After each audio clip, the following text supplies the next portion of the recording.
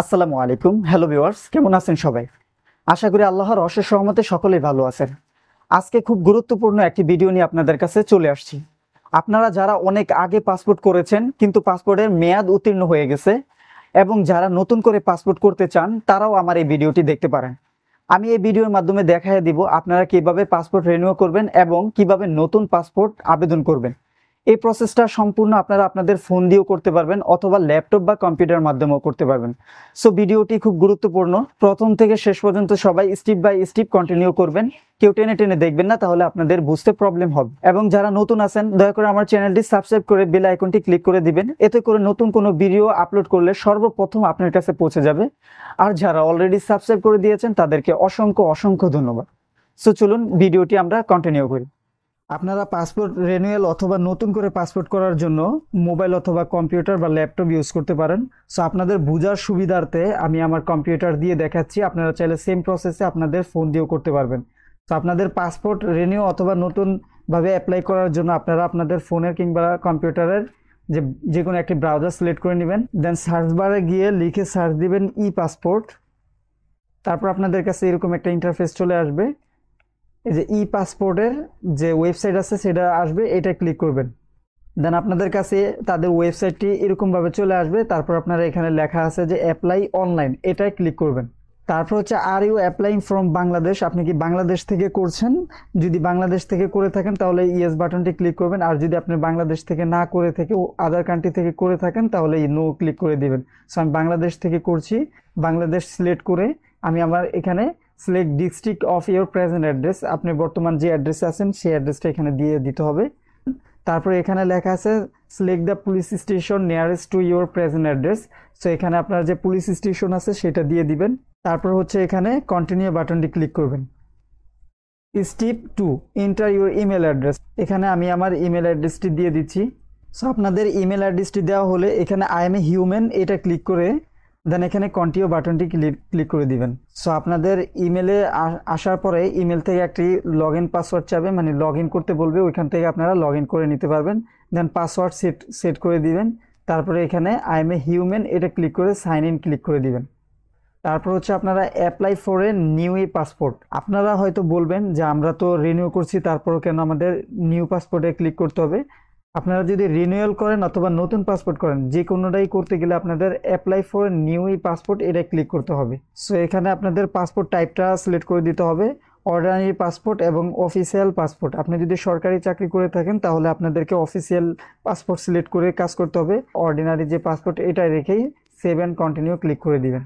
দেন এখানে আপনি নিজে যেহেতু পাসপোর্টের জন্য আবেদন করছেন, অ্যাপ্লাই ফর মাইসেলফ এটা ক্লিক করে দিবেন। দেন এখান থেকে আপনাদের যে জেন্ডার আছে সেটা সিলেক্ট করে দিবেন। তারপরে এখানে আপনাদের ফুল নেমটা দিয়ে দিতে হবে এবং এখানে গিভেন নেম দিবেন, এখানে শিওর নেমটা দিয়ে দিবেন। তারপর হচ্ছে আপনাদের সিলেক্ট প্রফেশন, এখানে আপনারা যে চাকরি করেন সেই চাকরির কি চাকরি করেন সেটা এখান থেকে সিলেক্ট করে দিয়ে দিবেন। সো আমি আমার প্রফেশনটা সিলেক্ট করে দিচ্ছি। সো প্রাইভেট সার্ভিস, আমি যেহেতু প্রাইভেট কোম্পানিতে চাকরি করি তো প্রাইভেট সার্ভিসটাই সিলেক্ট করে দিচ্ছি। তারপর এখানে রিলিজন চেয়েছে, আপনারা ইসলাম দিয়ে দিবেন, যার যে ধর্ম আছে তারা সেইটাই সিলেক্ট করে দিবেন। দেন এখানে আপনাদের ফোন নাম্বারটা অ্যাড করে দিবেন। ফোন নাম্বার অ্যাড করার পরে এখানে তারপর বার্থ ডাটা, মানে আপনি বাংলাদেশ থেকে যদি করে থাকেন তাহলে এখানে বাংলাদেশ সিলেক্ট করে দিবেন। দেন এখানে সিলেক্ট ডিস্ট্রিক্ট অফ বার্থ, আপনি যেখানে জন্মগ্রহণ করেছেন আপনি সেই জায়গার সিলেক্ট করে দিয়ে দিতে হবে। সো আমি যেহেতু নারায়ণগঞ্জ থেকে করেছি। তারপরে এখানে সিলেক্ট ডেট অফ বার্থ, আপনার জন্ম তারিখটা এখানে দিয়ে দিতে হবে। এখানে জন্ম তারিখ দেওয়ার পরে এখানে সিটিজেনশিপ ইনফরমেশন এখানে দিয়ে দিবেন, বাই বার্থ বাংলাদেশ, যদি আপনি অন্য দেশে জন্মগ্রহণ করে থাকেন তাহলে আপনার দেশটা এখান থেকে সিলেক্ট করে দিয়ে দিবেন। দেন একটু ভালো করে যাচাই করে সেভ অ্যান্ড কন্টিনিউ বাটনটি ক্লিক করে দিবেন। দেন এখানে সিলেক্ট ডিস্ট্রিক্ট, এই জায়গায় আপনাদের অ্যাড্রেসটা দিতে হবে, পার্মানেন্ট অ্যাড্রেস এখানে দিতে হবে। সো আপনাদের পার্মানেন্ট অ্যাড্রেস যেটা আছে সেটা দিয়ে দিবেন। তারপরে এখানে লিখতে হবে সিটিজেন অথবা ভিলেজ হাউস, সিটিজেন আছে ভিলেজ বা হাউস ওইটা এখান থেকে সিলেক্ট করে দিতে হবে, মানে আপনাদের এলাকার যে নাম থাকবে সেটা লিখে দিবেন। তারপরে এখানে আপনাদের রোড ব্লক বা সেক্টর নাম্বার দিয়ে দিবেন। তারপর হচ্ছে এখান থেকে আপনাদের পোস্ট অফিস সিলেক্ট করে দিবেন। তারপর এখানে পোস্টাল কোডটা অটোমেটিক্যালি চলে আসবে আপনাদের পোস্ট সিলেক্ট করার পরে। তারপরে এখানে সিলেক্ট পুলিশ স্টেশন, আপনাদের যে পুলিশ স্টেশন আছে সেটা এখান থেকে সিলেক্ট করে দিয়ে দিবেন। দেন সবকিছু চেক করার পরে আপনারা এখানে present address and permanent address যদি এক হয়ে থাকে তাহলে এখানে এটা ক্লিক করে দিবেন, আর যদি আপনারটা ভিন্ন থাকে অন্যটা থাকলে এখানে ক্লিক করে দিয়ে দিবেন। সো আমার present address and permanent address দুটোটাই এক, আমি এটা ক্লিক করে দিচ্ছি। তারপর রিজিওনাল পাসপোর্ট অফিস, আপনাদের এটা আরপিও এবং আপনাদের যেখানে গিয়ে পাসপোর্টের ছবি এবং ফিঙ্গার দিতে হবে সেটা এখানে চলে আসবে নাম। অবশ্যই আপনাকে এখানে গিয়েই সবকিছু জমা দিতে হবে। আপনার আবেদিত পাসপোর্ট অফিস ব্যতীত অন্য কোনো পাসপোর্ট অফিসে আবেদনটি জমা বা বাতিল করতে পারবেন না। আবেদন জমা দানের জন্য পাসপোর্ট অফিস আরপিও বি নাম বর্তমান ঠিকানা উপর নির্ভর করবে। সো আপনারা এটা দেখে সেভ অ্যান্ড কন্টিনিউ ক্লিক করে দিবেন।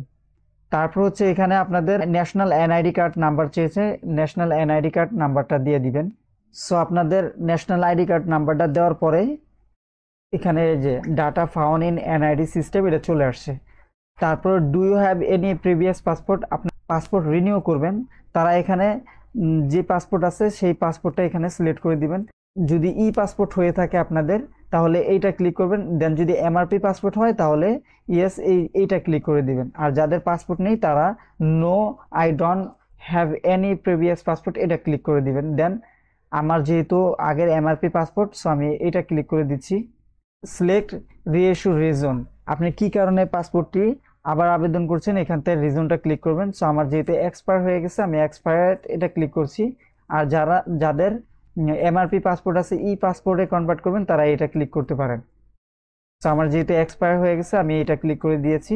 দেন প্রিভিয়াস পাসপোর্ট নাম্বার এখানে দিতে হবে। সো আমি প্রিভিয়াস পাসপোর্ট নাম্বারটা এখানে দিয়ে দিচ্ছি। সো আপনাদের পাসপোর্ট নাম্বারটি দেওয়া হয়ে গেলে অটোমেটিক এখানে select dates of issue expiration যে ডেট আছে এটা এখানে অটোমেটিক্যালি চলে আসবে। আগে লিখে দিতে হতো, এখন দেওয়া লাগে না।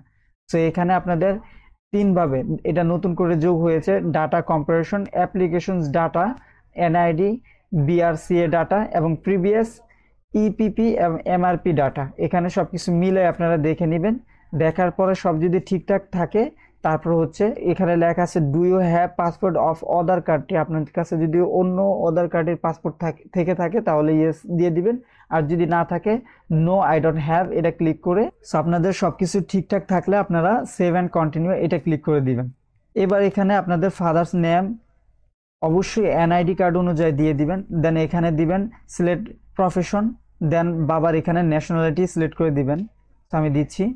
সো এখানে পিতার নাম দেওয়ার পরে এখানে সিলেক্ট প্রফেশন, পিতার যে প্রফেশন আছে সেই প্রফেশন এখানে দিয়ে দিবেন। তারপর হচ্ছে এখানে আপনারা বাবার যে এনআইডি কার্ডের নাম্বারটা এটা অপশনাল, না দিলে কোনো সমস্যা নেই। সো আমি দিয়ে দিচ্ছি। এখানে পিতার ন্যাশনালিটি দিয়ে দিবেন। দেন এখানে ন্যাশনাল আইডি নাম্বার এটা অপশনাল, চাইলে দিতে পারেন, না চাইলে কোনো প্রবলেম নেই।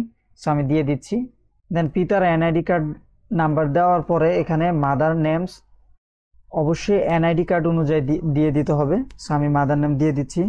তারপর সিলেক্ট প্রফেশন, বাবার মার যে প্রফেশন আছে এটা দিয়ে দিবেন এখান থেকে। তারপরে এখানে ন্যাশনালিটি নাম্বার চাইলে দিতে পারেন আপনারা। এখানে হচ্ছে তার দেশটা সিলেক্ট করে দিতে হবে। দেন এখানে ন্যাশনাল আইডি কার্ড মারও অপশনাল, চাইলে দিতে পারেন, না দিলে কোনো প্রবলেম নেই। সো পিতা মাতার সব ইনফরমেশন দেওয়ার পরে এখানে legal guardian information not applicable, আপনারা এখানে লিগ্যাল যে গার্ডিয়ান আছে সেটা এখান থেকে দিয়ে দিতে পারেন। তারপরে সেভ অ্যান্ড কন্টিনিউ বাটনটি ক্লিক করে দিবেন। দেন এখানে আপনাদের যে ম্যারিটাল স্ট্যাটাস চেয়েছে, তারপরে এখানে স্পেস নেম, আপনার যদি বিবাহিত হয়ে থাকেন তাহলে স্পেস নেমটা এখানে দিয়ে দিতে হবে। দেন তার প্রফেশন এখান থেকে দিয়ে দিতে হবে। তারপর হচ্ছে সিলেক্ট ন্যাশনালিটি, তার জন্মস্থানটা মানে দেশটা এখান থেকে সিলেক্ট করে দিতে হবে। তারপর হচ্ছে ন্যাশনাল আইডি নাম্বার অপশনাল যদি থাকে তাহলে দিয়ে দিতে হবে। সো আমি দিচ্ছি। আপনাদের সবকিছু দেওয়া হয়ে গেলে এখানে ইমার্জেন্সি কন্ট্যাক্ট নাম্বারটা দিয়ে দিবেন। আপনি যাটা দিবেন তার নাম এখান থেকে সিলেক্ট করে দিবেন, কার ইমার্জেন্সি কন্ট্যাক্ট নাম্বারটা দিতে যাচ্ছেন। সো এখান থেকে ফাদার সিলেক্ট করার পরে ফাদার অটোমেটিক নাম চলে আসছে, তারপরে তার সিলেক্ট কান্ট্রি চলে আসছে। তারপরে এখানে ডিস্ট্রিক্টটা দিয়ে দিবেন আপনারা। তারপর হচ্ছে এখানে ভিলেজ বা হাউস যেটা আছে সেটা দিয়ে দিবেন। তারপর হচ্ছে এখানে রোড বা ব্লক যেটা আছে সেটা দিয়ে দিবেন আপনাদের। তারপরে এখান থেকে আপনাদের পোস্ট অফিসটা সিলেক্ট করে দিতে হবে। অটোমেটিক পোস্ট অফিস সিলেক্ট করলে পোস্ট অফিস কোড এখানে চলে আসবে। তার সিলেক্ট পুলিশ স্টেশন এটাও সিলেক্ট করে দিতে হবে আপনাদের। তারপরে হচ্ছে এখানে তার ইমেল অ্যাড্রেসটা দিয়ে দিতে হবে। সো ইমেল অ্যাড্রেস অপশনাল, দিলে ভালো, না দিলে কোনো সমস্যা নেই। তারপর হচ্ছে এখানে কন্ট্যাক্ট নাম্বারটা দিয়ে দিতে হবে। দেন এখানে কন্ট্যাক্ট নাম্বার দেওয়া হয়ে গেলে আপনারা সবকিছু চেক করে তারপর সেভ এন্ড কন্টিনিউ আবার ক্লিক করে দিবেন। তারপর হচ্ছে এখানে পাসপোর্ট অপশন। পাসওয়ার্ড অপশন বলতে এখানে আপনারা কত বছর এবং কত পেজের করবেন সেটা এখান থেকে সিলেক্ট করে দিবেন। 5 বছর 48 পেজের দিলে আপনাদের কাছ থেকে কেটে নেবে হচ্ছে 4025 টাকা, এবং 48 পেজ 10 বছর দিলে আপনাদের কাছ থেকে 5750 টাকা কেটে নেবে। সো এটাই স্ট্যান্ডার্ড, এটাই দিয়ে দিবেন আপনারা। 10 বছর করাটাই better. Then save and continue দিয়ে দিলাম। তারপর হচ্ছে এই পাসপোর্টটা আপনারা কিভাবে কত জরুরি নিতে চান, রিকভারি অপশন অ্যান্ড অ্যাপয়েন্টমেন্ট। এটা আপনার রেগুলার ডেলিভারিতেও নিতে পারেন, 15 দিনের ভিতরে দিবে, এবং এক্সপ্রেস ডেলিভারিতে নিলে 7 দিনের ভিতরে দিবে, এবং সুপার এক্সপ্রেস ডেলিভারিতে নিলে আপনাকে 2 দিনের ভিতরে দিয়ে দিবে। সো আমি রেগুলার ডেলিভারি নিব, এটা রেখেই আমি সেভ অ্যান্ড কন্টিনিউ ক্লিক করলাম। দেন আপনাদের কাছে এরকম একটা ইন্টারফেস চলে আসবে। এগুলো সম্পূর্ণ ভালো করে চেক করে দেখে আমি শপথ করে দিচ্ছি এটা ক্লিক করে দেন সেভ অ্যান্ড কন্টিনিউতে ক্লিক করবেন। তো তার আগে সবকিছু একটু ভালো করে যাচাই বাছাই করে দেখে নেবেন। যদি কোথাও ভুল থাকে তাহলে এই যে সাইডে এডিট বাটন আছে, এটা ক্লিক করে আপনারা সংশোধন করে নিতে পারবেন। আপনাদের সবকিছু যাচাই বাছাই কমপ্লিট হয়ে গেলে আপনারা এখানে ক্লিক করে confirm and process to payment, এবার আপনাদের পেমেন্ট প্রসেসে নিয়ে যাবে। সো ভালো করে দেখে আবারও সে আপনাদের কাছ থেকে কনফার্ম হতে চেয়েছে, এটা confirm and process to payment, এটা ক্লিক করে দিবেন। সো আপনাদের কাছে এরকম একটা ইন্টারফেস চলে আসবে। এটা এরকম চলে আসলে যদি অফ সামথিং ওয়াজ রং এটা রিফ্রেশ দিতে পারবেন, আপনারা কোনো সমস্যা নেই। তারপর হচ্ছে আপনারা পেমেন্ট অপশন, এটা আপনারা কিভাবে পেমেন্টটা করতে চান, অনলাইন পেমেন্ট না অফলাইন পেমেন্ট। সো এখন যেহেতু ব্যাংকে গিয়ে পেমেন্ট করতে গেলে খুবই ঝামেলায় পড়তে হয়, সিরিয়াল এই সেই, সো আমি অনলাইন পেমেন্টটাই করে দিচ্ছি। সো অনলাইন পেমেন্ট করার জন্য আপনারা অনলাইন পেমেন্ট এটা ক্লিক করে দেন কন্টিনিউ অ্যান্ড এটা ক্লিক করে দিবেন। তারপর আপনাদের কাছে এরকম একটা ইন্টারফেস চলে আসবে। আপনারা বিকাশ, নগদ, উপায়, রকেট, এম ক্যাশ ওয়ালেট এগুলোর মাধ্যমে সবগুলোর মাধ্যমে আপনারা চাইলে পেমেন্টটা করতে পারবেন। সো আমি যেহেতু বিকাশ থেকে করতে চাচ্ছি বিকাশ সিলেক্ট করে দিচ্ছি।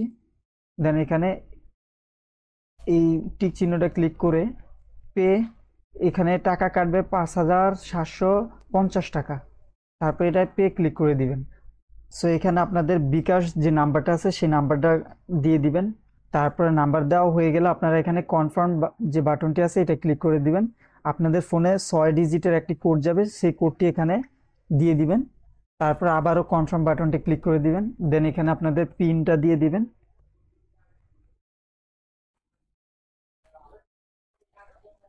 সো আমার পেমেন্ট করা কমপ্লিট হয়ে গেছে, একটু অপেক্ষা করবেন। পেমেন্টটা কমপ্লিট হয়ে যাওয়ার পরে এই যে পেমেন্ট ট্রানজ্যাকশন ওয়াজ সাকসেসফুল এটা চলে আসবে। এটা আসার পর আপনারা ওকে ক্লিক করবেন। দেন এখানে এই যে আপনাদের সব কিছু দেয়া আছে, এখান থেকে আপনারা সব কিছু দেখে নেবেন, ডাউনলোড করে নেবেন। আপনাদের পেমেন্ট করা কমপ্লিট হয়ে গেলে আপনাদের যে জিমেল অ্যাকাউন্ট দিবেন সেই জিমেল অ্যাকাউন্টে আপনাদের অ্যাপ্লিকেশন আইডি এবং অ্যাপ্লিকেশন ফর্ম সব কিছু একসাথে চলে আসবে।